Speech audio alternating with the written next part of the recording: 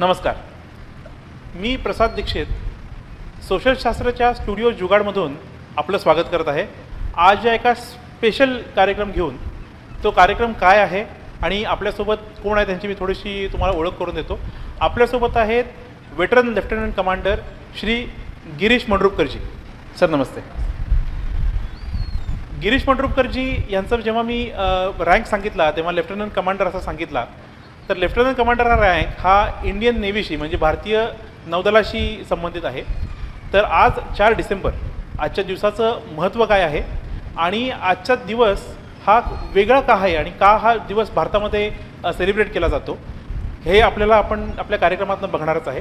पण त्याच्या आधी मी सरांना एक अशी रिक्वेस्ट करेन की सर, आत्ता मी जसं भारतीय नौसेनेबद्दल बोललो तर एक तुम्ही लेफ्टनंट कमांडर म्हणून रिटायर झालात भारतीय नौसेनेतनं आणि आपले आर्म फोर्सेस जे आहेत म्हणजे आर्मी असू दे, नेव्ही असू दे, एअरफोर्स, याच्यामध्ये कुणी म्हणजे मला जसं एखाद्या इन्फोसिसमध्ये मॅनेजर व्हायचं आहे किंवा टाटामधनं मला मोठ्या पदावरनं रिटायर व्हायचं आहे असं म्हणून करिअर म्हणून तिथं जात नसतात. एक प्रकारचं म्हणजे एक थोडंसं लोकांची माफी मागून मी किंवा तुमचीही माफी मागून असं म्हणेन की एक प्रकारचं त्याला एक वेडे पण लागतं की आर्म फोर्सेसमध्ये जायचं असेल तर असं हे वेडेपण जे आहे हे तुमच्यामध्ये तुम्ही इंडियन नेव्हीशी कसे संबंधित म्हणजे तुम्हाला किंवा इंडियन नेव्हीचं इंट्रोडक्शन कसं झालं किंवा तुम्ही त्याच्या संपर्कात कसं आलं याबद्दल थोडंसं तुम्ही सांगितलं तर आम्हाला आवडेल.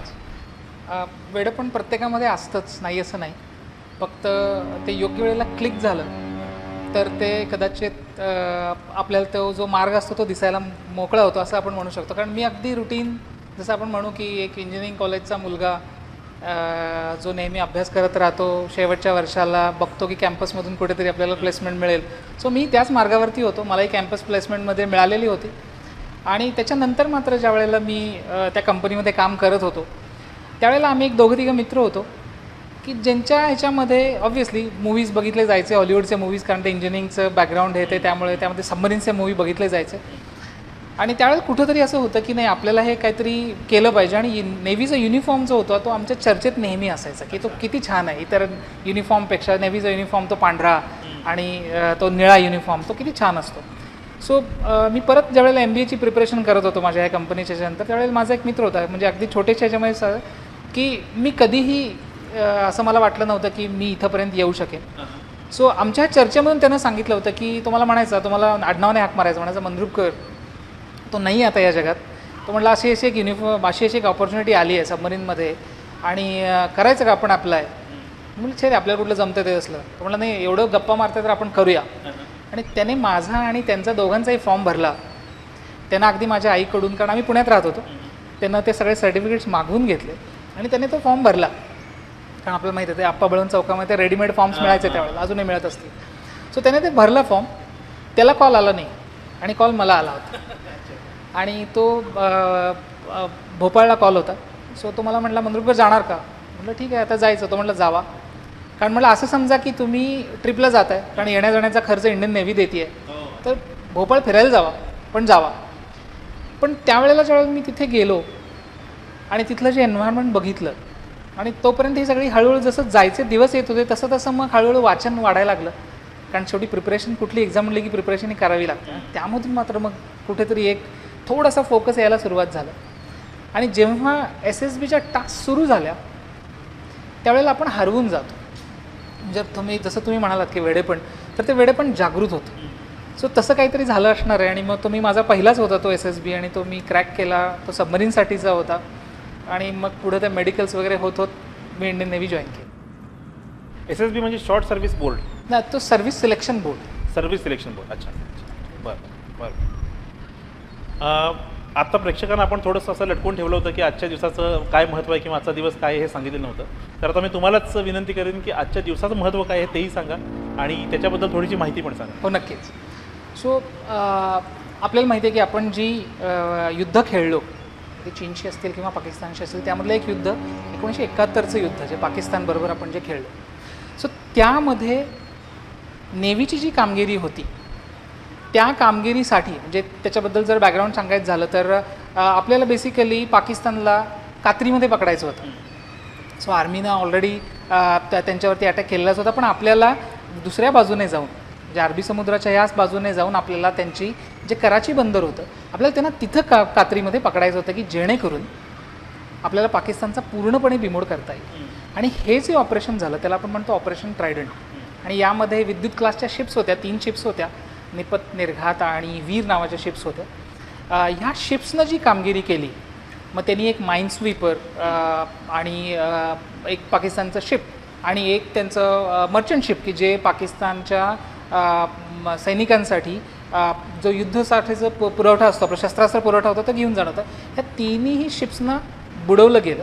आणि ही कामगिरी झाली समवेअर 4 तारखेला, 4 डिसेंबरला झाली.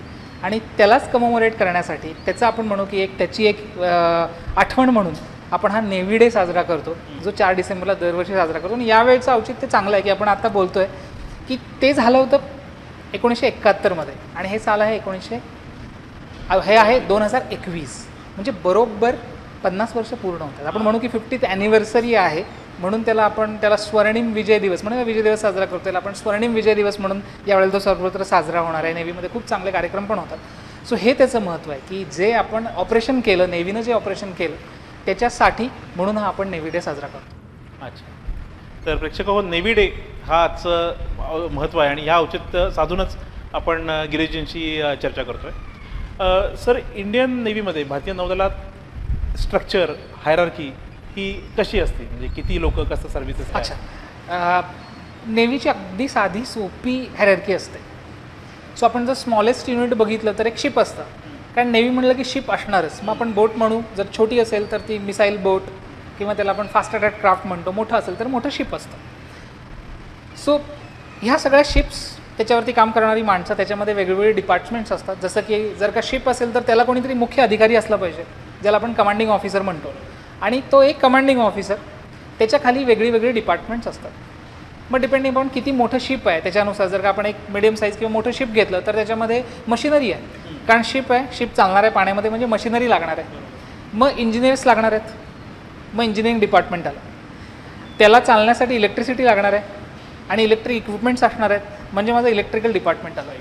बरं, हे वॉर वेसल आहे, म्हणजे इथं कोणीतरी फाईट करण्यासाठी, म्हणजे जर का शिप असेल तर त्याच्यावरती गन्स असतील, त्याच्यावरती इतर काही तुमच्याकडे क्षेपणास्त्र असतील, इतर काही गोष्टी त्या चालवण्यासाठी मग तुम्हाला त्या पद्धतीचे आपण त्याला म्हणू की गनरी ऑफिसर्स असतील, हे असतील.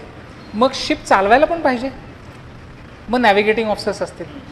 शिप तर काय आपण असं नाही की जसं आपण बघतो की आर्मीचे ज्या वेळेला ऑपरेशन्स असतात त्यावेळेला आता नवीन ह्याच्यामध्ये आपण पाहतो की कम्युनिकेशन सिस्टीम असते आणि ते एकमेकाला ऑर्डर्स आणि पास करतात. मग शिपला म्हणजे तिथे कम्युनिकेशन पण ऑफिसर असले पाहिजेत. सो असं हे छोटंसं शिपचं स्ट्रक्चर असतं.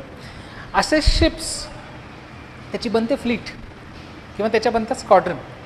अच्छा, आणि ह्या सगळ्या एका विशिष्ट एका आपण म्हणू हेडक्वार्टर खाली असतात. सो आता टॉप टू बॉटम येऊया. मी आता पहिल्यांदा शिपचं स्ट्रक्चर सांगितलं. सो नेव्हीमध्ये एक इंटिग्रेटेड हेडक्वार्टर्स दिल्लीमध्ये आहे की जे आपण म्हणू की आपलं मुख्यालय, सगळ्यात मोठं जे नेव्हीचं ऑफिस असेल ते दिल्लीमध्ये असतं. त्याला IHQ आपण म्हणतो, इंटिग्रेटेड हेडक्वार्टर्स. ते तिन्ही सेना दलांचं असतं, जिथे आपले नेव्हीचे चीफ असतात.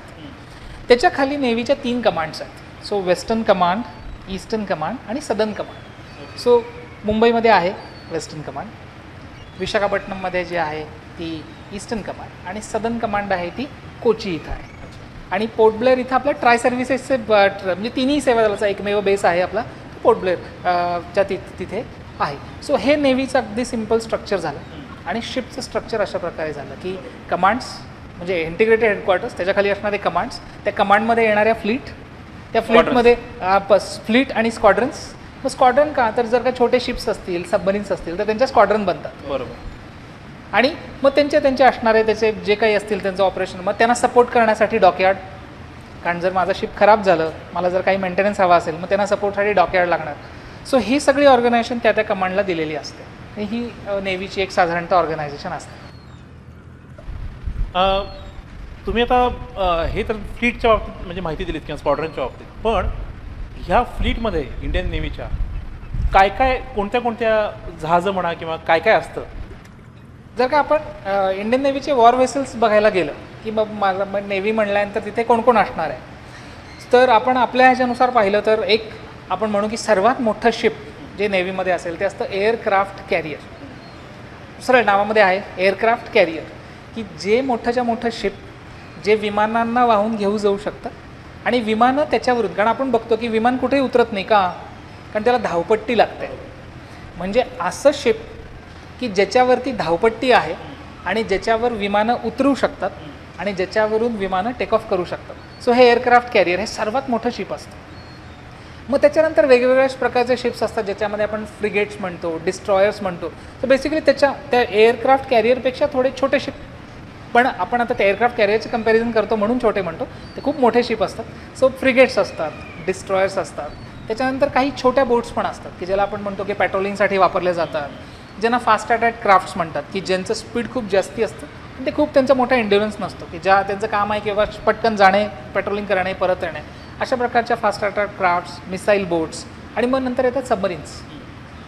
शिवाय काही नेव्हल एव्हिएशन विंग पण आहे, जसं त्याच्यामध्ये काही हेलिकॉप्टर्सचे ऑपरेशन्स जे होतात किंवा काही म्हणजे जसं आम्ही म्हणतो की आम्ही ज्यावेळी पासिंग आउट परेड आमची चाललेली होती त्यावेळेला आमच्या डोक्यावरून किरण विमानं गेलेली होती. सो ते जे काही ऑपरेशन करतात हे पण काही नेव्हल एव्हिएशन विंग असतात, ज्याच्यामध्ये काही एअरक्राफ्ट्स, काही हेलिकॉप्टर्स आणि जसं मी म्हटलं की सबमरीन्स, त्याच्यानंतर काही छोटे ships, fast attack crafts, frigates, destroyers आणि त्यानंतर मोठं शिप जे एअरक्राफ्ट कॅरियर. सो अशा प्रकारचे शिप्स त्याच्यामध्ये असतात आणि एवढीच ऑर्गनायझेशन नसते. याला सपोर्ट करण्यासाठी मी जसं मगाशी म्हटलं की तुम्हाला डॉकयार्ड्स लागणार आहेत. मग डॉकयार्ड हे काय तरी खूप मोठी ऑर्गनायझेशन आहे ज्याच्यामध्ये खूप मोठी मोठी कामं, की जर का आपण इंजिन बघितलं, आपण टायटॅनिक पिक्चर बघितलेलं आहे की ज्याच्यामध्ये आपण बघतो की त्या इंजिनचे पार्ट्स आपल्या उंचीपेक्षा सुद्धा मोठे मोठे असतात. सो अशा इक्विपमेंट्सचा मेंटेनन्स डॉकयार्ड्समध्ये होतो. मग छोट्या छोट्या मेंटेनन्ससाठी त्या फ्लीट मेंटेनन्सचं हे असतात. जसं मी सबमरीनमध्ये होतो, सो माझ्या सबमरीनमध्ये स्क्वॉड्रन होती. सो तिथेही आमची काही सपोर्ट टीम होती की जी आम्हाला शोरवरून सपोर्ट द्यायची, काही छोटे मेंटेनन्स लागले, तुम्हाला इतर सपोर्ट असेल तो देण्यासाठी. सो अशी ऑर्गनायझेशन असते. आणि मग हे कुणाखाली येतं तर हेडक्वार्टर्स खाली येतं. जसं आपण म्हणू की HQWNC म्हणजे काय, headquarters western naval command. So मगाशी आपण म्हटलं की वेस्टर्न नेव्हल कमांड आहे. सो तिथे एक हेडक्वार्टर आहे की जे मुख्य आहेत, की जे हे सगळ्या गोष्टी सांभाळतात. मग ह्या हेडक्वार्टरवरती कोण, मग ते IHQ. असं प्रत्येक ठिकाणी जसे 3 आपले बेसेस आहेत, 3 आपल्या कमांड्स आहेत, तिथे हे हेडक्वार्टर्स, त्याच्याखाली हे सगळे सपोर्ट सिस्टीम प्लस आपले आपण म्हणू फ्लोटिंग वेसल्स हे असतात. आणि एव्हिएशन विंग. आणि एव्हिएशन. बरोबर. एक थोडासा पठडी बाहेरचा एक प्रश्न असा विचारायचा आहे की इंडियन नेव्ही ही म्हणजे मला जर विचाराल तर ती मला मोस्ट अंडरस्टेटेड आर्म फोर्समधली एक भाग वाटतं. कारण BSFबद्दल बोललं जातं, आर्मीबद्दल बोललं जातं, पिक्चर बघितले, बॉर्डरसारखे उत्तम पिक्चर कित्येक लोकांनी बघितले असतील, म्हणजे मीच 10 वेळेला तो बघितला आहे. आणि एअरफोर्सच्या बाबतीत रफालमुळं आता खूप लोकांना माहिती झाली, त्याच्याबद्दल कॉन्ट्रोवर्सी झाल्या, अशा आल्या. एवढ्या याच्यात नेव्ही याबद्दल फारशी चर्चा होत नाही. पण एकंदर आता भविष्यात इंडियन नेव्ही आपली स्ट्रॅटेजिकली सुद्धा, म्हणजे आपण जे इंडियन ओशन रिजन ज्याला म्हणतो किंवा हल्ली आता इंडो पॅसिफिक म्हणतात, नुसतं पूर्वी एशिया पॅसिफिक असायचं, त्याचं इंडो पॅसिफिक म्हणून त्या म्हणायला लागले. म्हणजे भारताचं आणि भारताचं महासागरातलं जे सगळं हे आहे प्रेझेन्स आहे त्याला ॲक्च्युली तर महत्त्व मिळायला लागलं आहे. तर अशा पद्धतीने इंडियन नेव्ही आता चालली आहे कुठं भविष्यामध्ये. आणि इंडियन नेव्हीमध्ये करिअर अपॉर्च्युनिटीज मुलांना काय आहेत, विशेषतः त्यातसुद्धा महिलांसाठी काय करिअर अपॉर्च्युनिटीज, या सगळ्याबद्दल थोडीशी माहिती सांगा. मी म्हणेन की आता इंडियन नेव्ही अंडरस्टेटेड आपण म्हणू शकणार नाही, कारण हा तुम्ही प्रोग्राम करताय. सो म्हणजे आता नेव्हीबद्दल बोललं जातं आहे. सो दिवस पालटलेले ऑलरेडी आहेत की आपण प्रोग्राम करतो आहे, तुमच्यासारख्या चॅनलने त्याची दखल घेतली की आपण नेव्हीबद्दल बोललं पाहिजे. सो याचा अर्थ आपण नेव्हीबद्दल बोलतो आहे. सो नेव्हीचं महत्त्व नक्की वाढतं आहे. आणि नेव्हीचं महत्त्व वाढण्याचं किंवा आपण जर स्ट्रेंथ आपल्या म्हणलो काय असतील, इंडियन नेव्हीच्या स्ट्रेंथ काय असतील, तर मी म्हणेन इंडियन आर्म फोर्सेसचे स्ट्रेंथ आहे त्याचे आपण सगळेजण आपण बघा 15 ऑगस्टला आपला उत्साह कसा असतो, 26 जानेवारीला आपला उत्साह कसा असतो. कितीही कठोर हृदयाचा माणूस असू दे, जेव्हा एखाद्या जवानाबद्दल दुःखद बातमी येते त्यावेळी त्याचे डोळे पाणावतातच. मी म्हणेन की ही स्ट्रेंथ आहे आपल्या आर्म फोर्सेसची.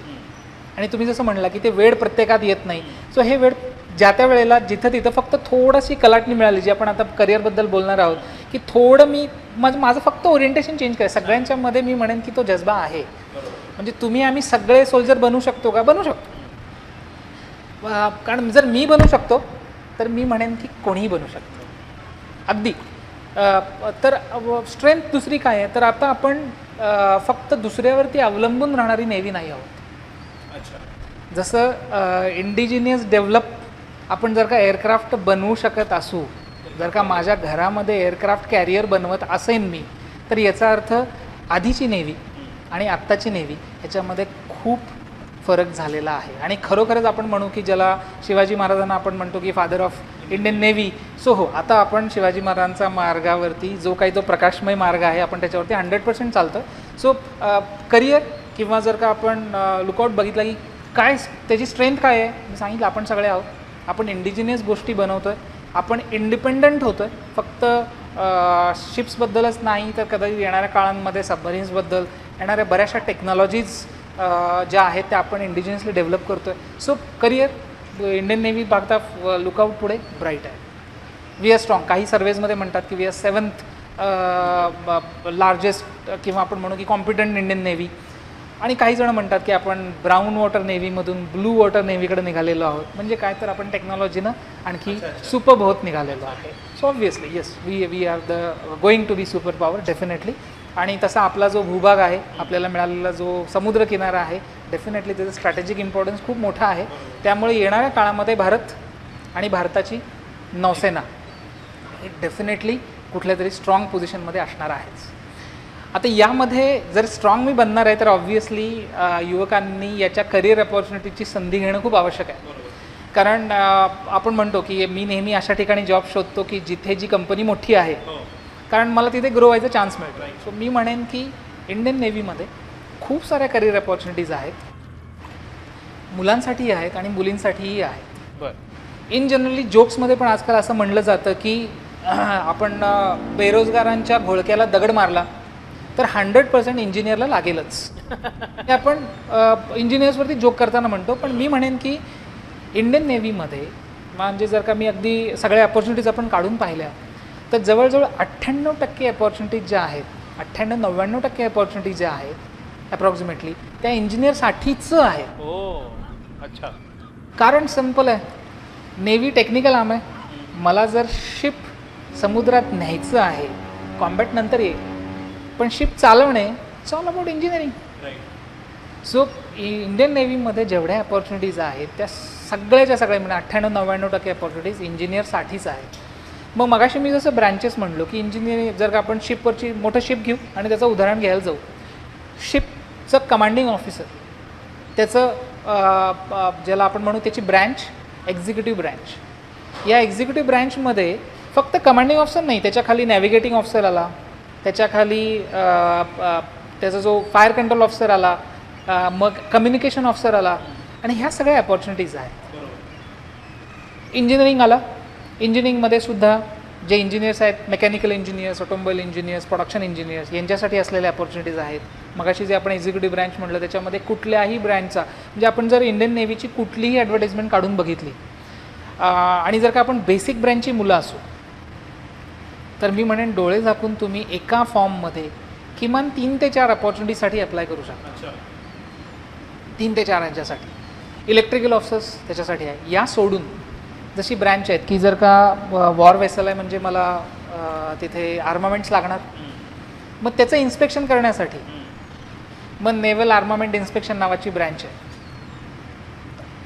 ज्या वेळेला कुठली फौज चालते म्हणतात की सगळी फौज पोटावर चालते, कारण जर खायला दिलं, तुमचं लॉजिस्टिक सप्लाय मॅनेज झाला असेल, मग लॉजिस्टिक्स ब्रँच आहे ज्याच्यामध्ये इंजिनियर्स आणि इंजिनिअरिंग इतर जे MBA केलेले स्टुडंट्स आहेत, ज्यांनी BCom केलं आहे पण त्यांनी post graduate diploma supply chain management material मॅनेजमेंटमधून केलेलं आहे. सो यातून आपल्याला कळतं की जर मी ॲडव्हर्टाईज बघितली तर मी काय करिअर केलं पाहिजे, काय शिक्षण घेतलं पाहिजे, हेही आपल्याला त्यामधून कळू शकतं. मग लॉजिस्टिक्स ब्रँच आहे. त्यानंतर हायड्रोग्राफर्स आहेत, कारण जर शिप चालणार असेल तर मला सर्वे होणं आवश्यक आहे, त्यानुसार चार्ट्स बनणं आवश्यक आहे. सो हायड्रोग्राफर्स आहेत. सो अशा असंख्य अपॉर्च्युनिटी. आणि बऱ्याच लोकांना पॅशन असते की मी शिक्षक बनणार, मला शिकवायचं आहे, इंजिनिअरिंग बनून नेहमी प्रोफेसर बनायचं आहे, नेव्हीत बना, कारण त्याच्यामध्ये एज्युकेशन ब्रँच आहे. इथे कोण जाऊ शकतं, इंजिनियर जाऊ शकतात. शिवाय MSc, MA history, MA English. म्हणजे आपल्यालाही माहिती नाही की मी MA केलं आणि मी नेव्ही जॉईन करू शकतो, करू शकता, कारण एज्युकेशन ब्रँच तिथं, कारण ह्या सगळ्या गोष्टींची आवश्यकता आहे. सो फक्त हे आहे की आपण जर डोळे उघडून थोड्या अपॉर्च्युनिटीज पाहिल्या तर अशा असंख्य अपॉर्च्युनिटीज आहेत. आता जसं तुम्ही म्हणालात की मग विमेनसाठी काय अपॉर्च्युनिटी आहे. आता बरीचशी कवाडं खुली होत आहेत विमेनसाठी सुद्धा, कारण आपण रिसेंटली बघितलं की NDAची एक्झामसुद्धा हळूहळू मुलींसाठी ओपन होती आहे. सो आजपर्यंत म्हणजे मी म्हणेन की विमेन एंट्री सुरू झाली अराउंड 1992 साली. म्हणजे भारताला स्वातंत्र्य मिळालं 47. आपण म्हणू की विमेनना एंट्री फौजेमध्ये ऑफिसर बनण्याची मिळाली 92. आणि ती कधी होती, फक्त ग्रॅज्युएशन नंतर होती.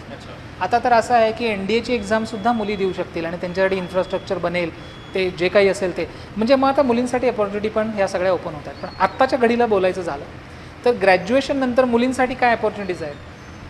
जसं आपण म्हटलं एव्हिएशन विंग असते, त्या एव्हिएशन विंगमध्ये पायलट्स मुली बनू शकतात. ऑब्झर्वर काय, तर ज्या वेळेला मेट्रोलॉजिकल सर्वेज होतात तर त्यावेळेला वैमानिकाचं काम आहे विमान उडवणे, पण ते जी सगळी इक्विपमेंट चालवण्याचं काम असेल ते ऑब्झर्वर करणार आहे. सो ऑब्झर्वरची पोस्ट मुलींसाठी ओपन असते. एअर ट्रॅफिक कंट्रोल, तिथे मुलींना अजूनही अपॉर्च्युनिटी आहे. लॉजिस्टिक्स ब्रँच मुलींना अपॉर्च्युनिटी आहे. एज्युकेशन ब्रँच मुलींना अपॉर्च्युनिटी आहे. इवन काही आता जनरल सर्व्हिसमधल्या पण त्याच्यामध्ये त्यांना अपॉर्च्युनिटीज ओपन होऊ शकतात. सो एवढ्या सगळ्या अपॉर्च्युनिटीज इंडियन नेव्हीमध्ये, आणि स्पेसिफिकली मी इंजिनिअरिंग स्टुडंटसाठी म्हणेन की देर आर ट्रिमेंडस अपॉर्च्युनिटीज. जसं म्हणतो ना ocean of opportunities. So Indian नेव्हीमध्ये इंजिनियर्ससाठी खूप साऱ्या अपॉर्च्युनिटीज आहेत.